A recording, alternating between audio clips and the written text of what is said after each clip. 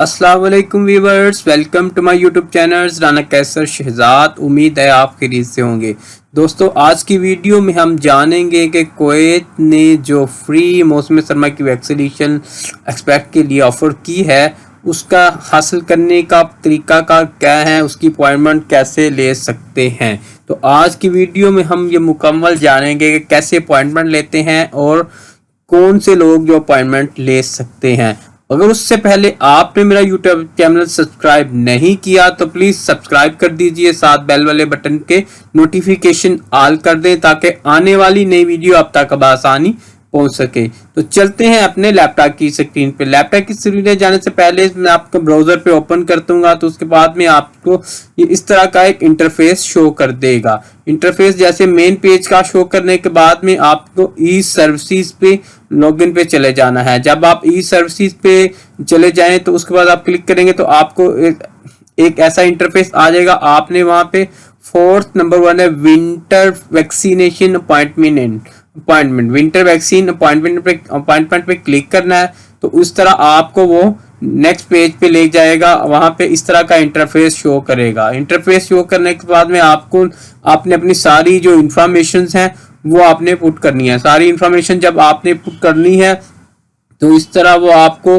पूछेगा कि आपका सिविल आईडी नंबर क्या है, सीरियल नंबर क्या है, आपका कौन सा सेंटर है जहां पे आप जाना चाहेंगे, वो आपके सिविल आईडी के एड्रेस के मुताबिक आ जाएगा। हाँ, अगर आपकी सिविल आईडी के एड्रेस के मुताबिक अगर वहां पे स्पेस नहीं है तो वो आप किसी दूसरी लोकेशन का सिलेक्ट कर सकते हैं, वो आपको एक्सेप्ट करेगा। इसमें कोई किस्म की कोई प्रॉब्लम नहीं होगी। आप इजीली जाके अपना सिविल आईडी वहां पे दिखाएं, वो आपको कार्ड दिखा देंगे। इस तरह जब आप ये फिलअप इंफॉर्मेशन कर दें, अपना सिविल आईडी की टाइप लिखते हैं, फ्लू वैक्सीनेशन लिखते हैं क्लिनिक टाइप में और अपना नाम लिखना है, इस तरह मोबाइल नंबर लिखना है। लिखने के बाद में आपसे पूछेगा कि आपकी अपॉइंटमेंट इंक्वायरी क्या है, कौन सी डेट को अपॉइंटमेंट चाहते हैं, वो डेट सेलेक्ट कर लें। करने के बाद में जब आपकी इंफॉर्मेशन फिलअप करने के बाद आपके अपॉइंटमेंट पेज पे आ जाएगा। वो आपको पूछेगा कौन सी डेट को आप देना, आप सेम डेट में जाना चाह रहे हैं, आपकी टाइमिंग सिलेक्ट कर लें। इसमें सबसे आम चीज हेल्थ सेंटर की है।